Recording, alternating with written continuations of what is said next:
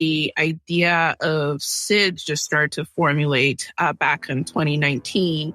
And in 2020, with the incidents that took place here, the murder of George Floyd, the pandemic, and everything that followed, really solidified the path that I needed to take and what needed to happen and how SIID could possibly make a greater impact here in Minnesota and elsewhere. Welcome to the Conversations on AppliedAI podcast, where Justin Grammons and the team at Emerging Technologies North talk with experts in the fields of artificial intelligence and deep learning. In each episode, we cut through the hype and dive into how these technologies are being applied to real-world problems today. We hope that you find this episode educational and applicable to your industry, and connect with us to learn more about our organization at AppliedAI.mn. Enjoy. Welcome to the Conversations on Applied AI podcast. Today we have Eri O'Diah. Eri is a seasoned strategist who has been applying experience as a creative at the intersection of Black, immigrant, millennial women to deconstruct bias systems and advocate for equitable social outcomes. A leading priority of her work currently is the study of unconscious bias and how deep learning and emerging technologies can be used to better understand and accelerate the deconstruction of cognitive bias and reduce the impact on marginalized groups. Her career highlights include more than 10 years in marketing, entrepreneurial experience, developing and managing complex projects. She's a 2019 LLS Woman of the Year Nominee and was named 2020 Emerging Business Owner by the National Association of Women Business Owners, Minnesota chapter. She's a graduate of California State University Northridge with an extensive background in digital marketing strategy, social media, and web development. In her free time, she can be found in a yoga class or volunteering as a regional director of BDPA Midwest. Most recently, Eri has founded SIID. By harnessing the power of artificial intelligence, SIID Technologies applies big data and emerging technologies to evaluate, uncover, and correct the influence of human biases on decision-making and communication. You can learn more at SIID.AI. Welcome, Eri. Thank you so much for being on the program today. Thank you for having me, Justin. Awesome. Well, I gave a little bit of a background here about yourself, where you came from, what you're currently doing. Did you want to fill in the blanks at all with some of the things that you're doing currently today? Sure. Through SIID Technologies, we're currently engaged in an MIT Solve program that's focused on unbundling and reimagining public safety. My background really originated from the entertainment industry, ironically, and film and entertainment and television. Spent a little over a decade in LA working the studio level, working from a production to alternative programming, which is really reality TV. And then finally in feature films, where I was able to gain some experience in script reading. My sweet spot was really in the social media realm, developing campaigns, moderation. I love getting into the weeds in the comments section. Okay. You're one of those types of people, huh? I dive in real deep and I lean in real hard. That's where I gain much of my insights on, public sentiment, so social sentiment and all of that. So that is my background. How I actually ventured into the AI space is through my work at Collectively Digital, which is a digital marketing agency that I lead as well. And back in 2018, we had the opportunity to provide services to the NFL and their affiliates while they were in town for the Super Bowl. And I was able to attend a conference called SportsCon, where the discussions were all about the stadium technology and how they're, using some of that, the opportunities to leverage stadium technology to drive POS system engagement or sales and all of that. And that's really where I began to learn about the real life capabilities of AI. Prior to that, marketing automation, scheduling, CRMs, things like that. I was familiar with that, but really the capabilities from a stadium tech perspective was foreign to me. At that time in 2018 was also the height of the Black Lives Matter movement. Kaepernick taking a knee, as well as Trumpism was on the rise. And I was privy to quite a bit of interesting conversations, or lack of conversation. I really wanted to make an impact, and I didn't think that another MarTech solution to help businesses better sell and make money was the right way to go. I really wanted to do something that would change the trajectory of my work and my quality of life and those that look like me. So the idea of SIID just started to formulate back in 2019. And in 2020, with the incidents that took place here, the murder of George Floyd, the pandemic, and everything that followed, really solidified the path that I needed to take and what needed to happen and how SIID could possibly make a greater impact here in Minnesota and elsewhere. Nice. Well, you seem like somebody who likes words, I guess, right? You mentioned about getting into the comment section, right? And so can you talk a little bit more then about how SIID maybe applies to just everything you sort of talked about to begin with, and sort of how it's fitting in with regards to communication, I guess? Sure. One of the things from my background in entertainment and the marketing space and my work at Collectively Digital, one of the things that I've noticed over the years was the bias that was perpetuated by the marketing and media industry. You see that in the lack of representation, or even the stereotypical representation, right? And the language used can be very offensive and culturally insensitive. I mean, you can see a lot of culturally insensitive speech and biased speech within comments. You just need to read through any given probably social media comments area, and you'll see a lot of that from a social perspective. But beyond that, brands were perpetuating quite a bit of biases, right? You had in 2017 a Super Bowl commercial by Dove that had a woman of color getting clean and beautiful by taking a skin tone shirt off and becoming a white woman. You have Gucci that actually took a blackface turtleneck from production to market and had to rein it back. I mean, I can go on and on. Even last year, after George Floyd incident, KFC actually pushed out a Trinidadi campaign that had the Black Power icon as the shadow of a fried chicken drumstick. I mean, you might as well throw a watermelon and orange soda on top of that. Right. I call it a marketing campaign. Even most recently, I'm seeing, I mean, you only need to look at the bias and at a lot of marketing and media agencies by just looking at the team. You know, when you have an all-white team creating marketing and branding campaigns for a very diverse consumer market that we have in this country, you start to question. And you look at that team and you're like, clearly this company, this brand, this agency has a problem with inclusivity. Because why? I mean, the fact that you don't have a problem, you look at your team and your team does not even represent your consumer base. That's a problem. And that's what a lot of these agencies have. And which leads to much of the marketing being biased, much of the language used. The target audience is skewed to predominantly Caucasian, you know, and you have the othering of every other group. Right. And you have teams that are leaning on stereotypes to create campaigns that they believe would resonate with a diverse team, because a diverse group of consumers, because they have no idea, they have no perspective. There's no one on the team to get any perspective. From my experience working in the entertainment industry, I was relegated as that one diverse person on the team. I was there to confirm stereotypes, like how do you say this in urban slang or whatever, when I don't even talk like that. Right? I don't know. I'm as clueless as you are. Right. That's partly a generational thing too, but it came to a point where, you know, the hiring process is that I was Black, there was a problem, then I was too Black. Oh, and that's not Black enough, right? I wasn't Black enough because I couldn't confirm certain stereotypes. And that was a problem. So where do I go? I'm Black. That's a problem. And then I'm not Black enough. Mm-hmm. Where do you put someone like that? Where do I fit? You think most of these groups, is it just ignorance, or do they just really not care, or just not know?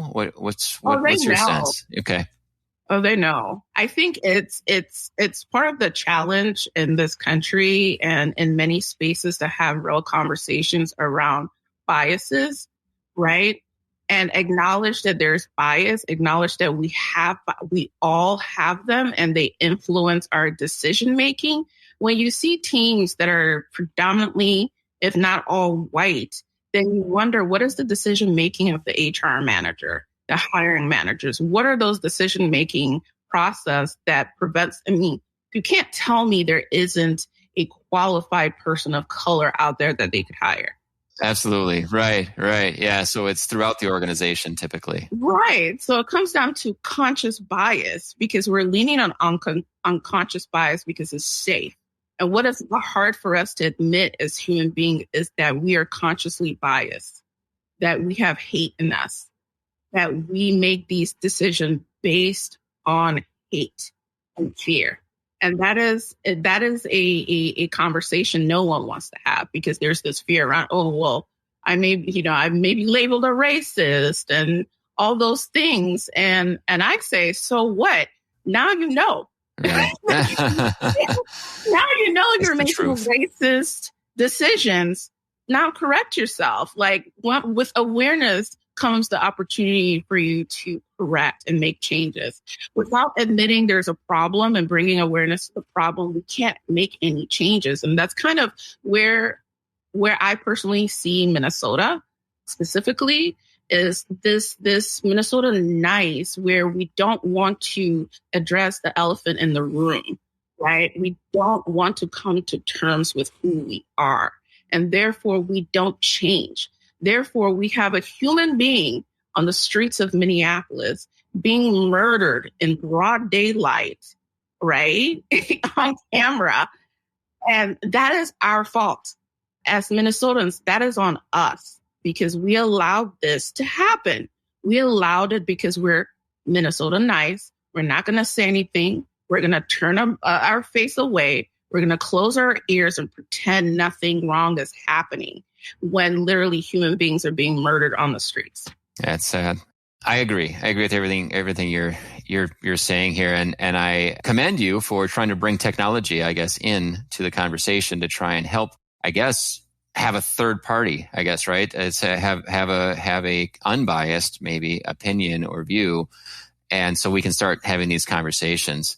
What are some words that maybe describe you? I mentioned that at the beginning, you seem to be quite into social outcomes and activism, but I don't know. Tell us a little bit more about yourself. The words that describe me: passionate, emotional. I can sense that. I would say a great amount of empathy in the sense, to my own detriment, I think. Audacious, African. Yeah. For sure. Those are all very, very good qualities. And I think kind of something that every entrepreneur needs to have as you're setting out to sort of chart the course with your new AI startup. How would you define AI? I would define AI as the assistance of machine learning to me is what AI means. A lot of people feel that AI or machines can't be intuitive. I beg to differ. I think there will be a time where that machine can be intuitive. I think that we're trying to leverage the assistance of machine to bring back a certain level of humanity and how we interact with each other, which is why I think that there will be a time where machine will become intuitive. Whether that's good or bad, I'm not going to debate. But, I think with a certain level of AI ethics involved, we can set parameters around safeguarding the use of AI, of such a powerful tool. Sure.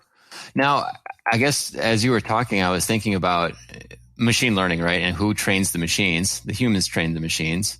And so, as you were saying at the beginning, we are inherently biased as humans, right? We are fearful of each other. There's a lot of history, I guess, right, of racism and all that in our society. How can we then train these machines to not be this way? Or do you think there's always going to be a piece of that? I think there's to a certain level, there's always going to be a piece of that. I think that as long as the teams involved in building these machines are not diverse or specifically predominantly white male, we will continue to have this issue of algorithmic bias. It's a lack of diverse data, but you can't have diverse data when you don't have a diverse team. Right, for sure. So it starts with the team? It starts with the team because if there's a data set missing, if you have a diverse team, someone on your team might recognize that. Something that you likely as a white male may not, or me as a Black woman might not, right? There's a difference in experience from a gender, from an ethnic background perspective, right? And even from a religious perspective, right? Or from a faith-based perspective, these data sets are often missing and are not representative of society and predominantly only represents Anglo-European society for the most part. Yes, for sure. I mean, and I had sent you an article, and maybe you'd seen it in Wired before. Yeah, you sent it to me. I actually shared it on my LinkedIn. Good. Yeah. I mean, it talks about a researcher that was at Google who got fired. And this has come up a lot, I think, recently. And she was the first, I think, of a couple that have been kind of uncovering the biasy in the data, the biases, I guess, in the data that Google has access to, and just trying to shine a light on it. And, I don't know which side of the debate you're on per se. Are they right in firing her? She claims that they said she was going to leave. She was already on her way out, but she was very clearly sort of showing some gaps in what they're trying to do at Google.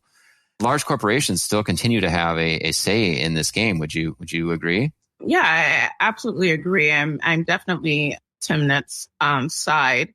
I think that what happened to her is indicative to what happens to most people of color when they ring the alarm in situations like this. They are usually labeled as difficult, not a team player. They're pushed out of companies and or fired.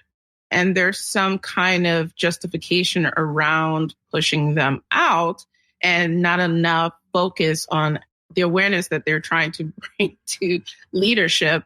I think in Timnit's situation with Google, her research impacted their bottom line. And that was a problem. And when corporations put less or as equal focus on social impact as they do their bottom line or the dollar and their revenue, I don't think anything is going to change. This kind of behavior by corporation will continue. I don't know if there needs to be, hate to say yet another committee per se, but I mean, how do you get people to not follow the almighty dollar? Because there are companies that do good because it's good. When they're able to do that, there's been a battle to get to that point. It's been a struggle to get to that place where the focus is to do good. I mean, Basecamp went through a similar issue where they disbanded their DEI committee because of an issue that was brought up. And then there was a falling out. A number of their leadership actually resigned in protest of that, which I commend them because, I mean, not a lot of people at corporations at that level would even resign in protest.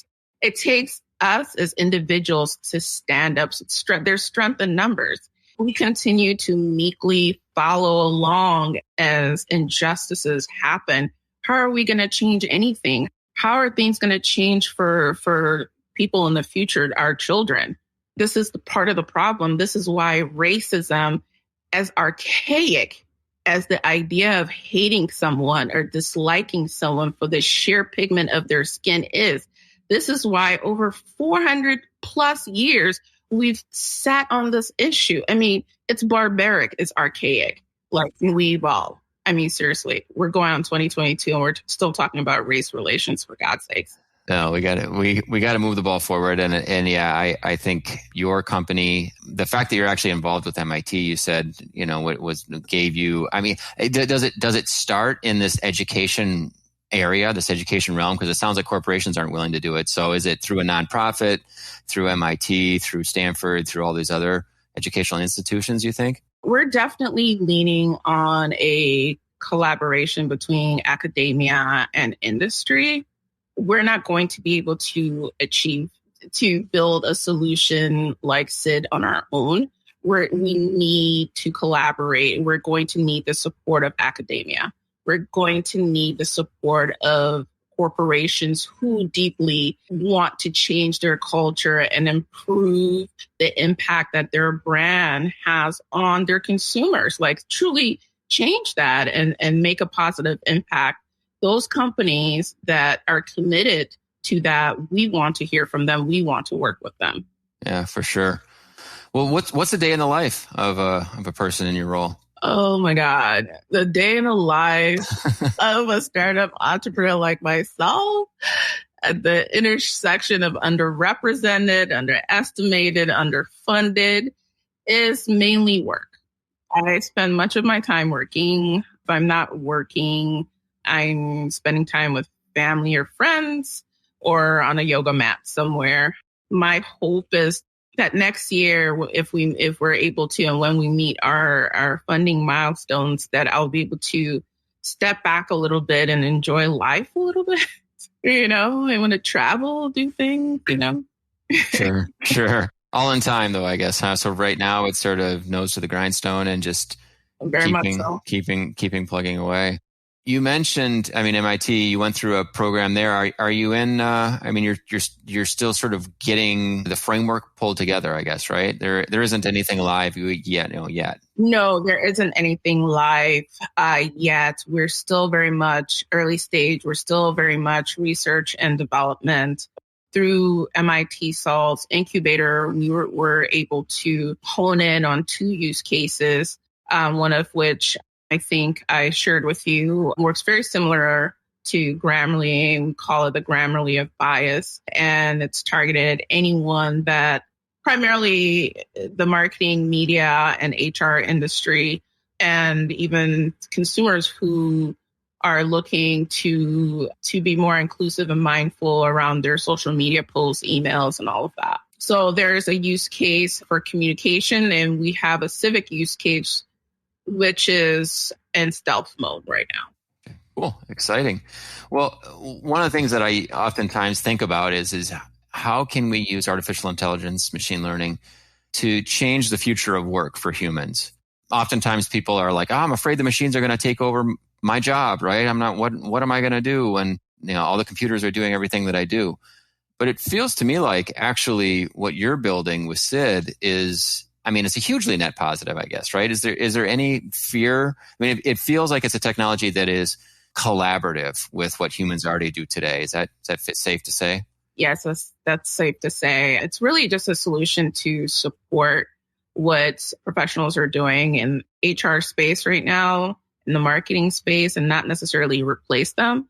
I think that once everyone gets comfortable with the idea that innately they're biased, right? And become more comfortable with that knowledge, they'd be more receptive to a solution like SIID, and to see that it's not there to police your speech or strip you of your freedom of speech. It's really there to assist you in being more mindful of who you're communicating with, right? So that your bias doesn't have an adverse impact on that person. There's a certain level of, I think, and we're seeing that now, even in what happened recently with the young man, that the school shooting, where his parents are being held liable, right? Sure. To a certain degree, we're going to start seeing some of our speech. We're going to be held accountable for our speech, right? The young woman in Prior Lake that spewed, hate. High school. In high school. right? And apparently, although I don't believe she was raised to identify as an indigenous person, but, she's part of a tribe, and for her to speak those words, it's shocking, but we're going to be held liable for that, right? So if you're going to be held liable for hate speech and the impact that your speech has on another human being, I think that a solution like SIID is very much needed to help you be more mindful and more inclusive. Yeah.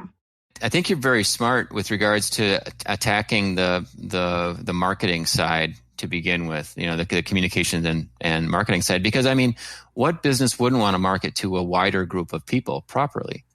To me, it makes complete sense. It feels like you could actually, have a pretty strong business case to bring this tool into your organization, because, now you've opened up and you're actually speaking you're saying the right things. I guess, you're not offending people. And so that's a good start, number one. But then number two is you're getting your point across to a larger group of potential customers. So why would you not want to do that? Do you get any sense of pushback at all as you've gone through some of these, some of these programs, some of these beta tests? Sure. Much of the pushback is around security and privacy. A lot of potential customers are concerned about freedom of speech and having their communication being policed by their employer. So the pushback is around that for the most part. But I think that we can mitigate that as we're not recording your messages. We're helping you be more mindful of the language that you're using and how it could be perceived, understood, misunderstood, and what it actually means. The English language is riddled with biased terms. One, many of the American English language is steeped in slavery. And many people don't know that. We're debating whether or not the truth should be taught in schools. That's a whole nother conversation. Right. But many people don't actually know the history of this country and what actually happened. And that's a problem. In Germany, they are very aware of what happened during the Holocaust. They are very aware of how the Nazi rose to power. They are very aware of the atrocities that were inflicted on Jews. Right. And they go to the extent to ban any imagery around the Nazism. And here we don't do that, which is why we have this cycle that continues to repeat itself in this country of hate and bias and bigotry and sexism. It just keeps going on endlessly into 2022, which is supposed to be our future. We're in the future dealing with archaic mindsets and ideology. It's like, how are we supposed to function on? It's like using DOS to process. Completely the wrong tool. It's been, yeah. Can you imagine? Right. Yeah. I'm sitting there writing my old basic programs here to try and program machine learning. Yeah, it's just not going to work. It's not going to work. Right. The sooner we come to terms with that and move on and change our strategy and approach, the better it'll be for all of us. Yeah, for sure.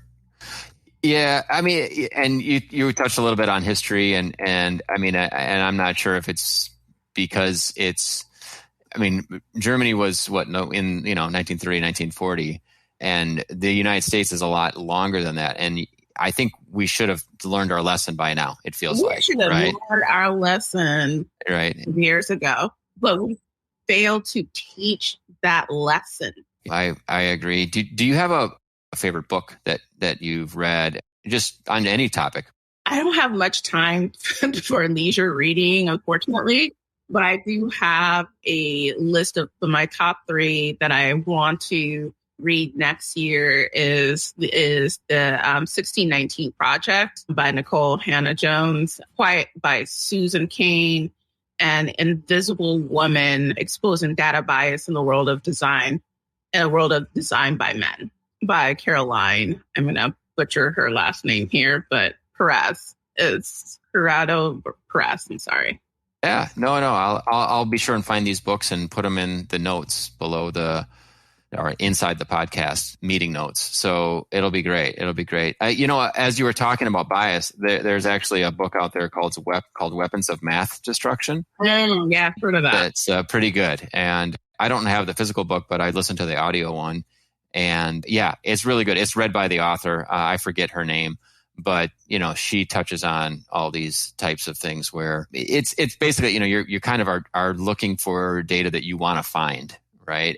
And so, of course, you're going to set up models or set up data structures in such a way that it's going to prove what you actually hope it's going to prove because of bias, like you're saying. But these other books sound really interesting. I'm the 1619 Project. I don't know what that one's actually about. It's actually about the truth about the history of America and slavery. And actually, there was a whole controversy earlier this year where the author was supposed to be hired by, I think, North Carolina University, and they wouldn't give her tenure or something. And they had given everyone else in that role tenure. And for some reason, they rejected, they offered her the position without tenure, I believe. So now she's at HBCU and she's published this book. I'm really looking forward to it. I've heard a lot of great things about it. And I was having this conversation with a client where he wasn't aware to the extent of the atrocities that happened.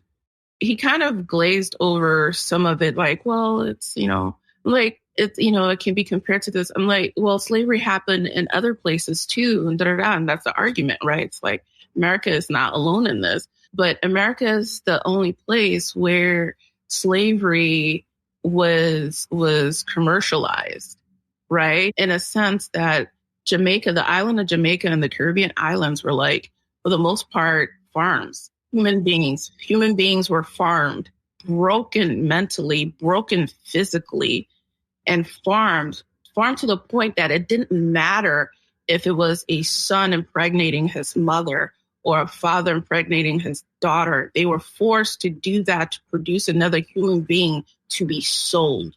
That is the level of atrocity that we're talking about. And when you think about African Americans today, and you think about that kind of brutality over hundreds of years, right? Hundreds of years. And you think of the genetic trauma that's been coded into African Americans for hundreds of years. And you wonder, how is it that African Americans are still able to even exist today and thrive? Because no other race on this planet has actually experienced that level of trauma. And I'm sure many people will disagree with me, but the United States owes African Americans much more that they can even begin to pay in any of that, much more. Because in just 1 year of the pandemic, we're talking about therapy for majority Caucasian people, right? Well, just 1 year of semi-quasi war-like experience in the United States, everyone's looking for therapy. Right. Imagine 400, 600 years of that level of brutality, mental abuse, physical, sexual abuse, right? And It wasn't just that situations. Owners, masters were actually impregnating their own children that they had with slaves. It's sick. It's something that needs to come to light so that this narrative about brown, Black, and immigrant people being this violent onset, these others that are coming here, that are here creating this violence, this society that we don't want. That's false. Yeah. The violence has been here. Right. And it's time to recognize it and time to move forward. It's time to recognize it, move forward. And we can't move forward if we can't even recognize it. Yeah, sure. You're a source of inspiration, I guess, for any young Black woman getting into technology, starting your own business, sort of taking on the world, being audacious, as you said, to use your own word, which is great. Any advice to some young woman here listening to this podcast on how you get into what you do? Ooh, how to get into the tech space? Or entrepreneurship or advocacy or everything. I would say start with your own research. Do some of your own research. Who is in a space that you want to be in? What are they doing? Do you admire it? Then follow them. Follow them on LinkedIn, follow them on social media. If you can't, reach out to them and share your interests and see if anyone will speak to you and give you some advice. I would recommend from an entrepreneurial perspective, consider some of these incubators and accelerators. Now, beware that many of them will not come with funding and you will need funding. But what they can offer you is a starting point and all the key, really important pieces that you'll need to start your business, like how to register, like honing in your idea. What is your business? What is your service, your product, and understanding if there's even a market for it, right? So those are like your first steps before you even launch and, start a business. And then you're going to need funding in order to sustain. I recommend that you don't quit your day job, if you have one. Don't quit your day job because you're going to very much need it for your journey. Yes. Your journey. And then when you feel comfortable, when you've raised, enough, and I would say raise enough to cover yourself for a year, and then, then maybe consider quitting your job. But definitely reach out to those that you admire that are in the space that you want to be in. Consider some incubator, accelerator programs that can really help you. Some do come with funding, but most don't. And if you're not able to gain access within locally, I truly recommend going outside of your community to seek advice, to seek funding, and to participate in accelerator incubator programs. Yeah, great. Well, you mentioned about reaching out. How do people reach out and connect with you? What's the best way to contact you? The best way to contact me is LinkedIn. I'm fairly active on LinkedIn. Twitter is another great way, and Instagram is another great way to reach out to me. And I'm fairly active on all three platforms.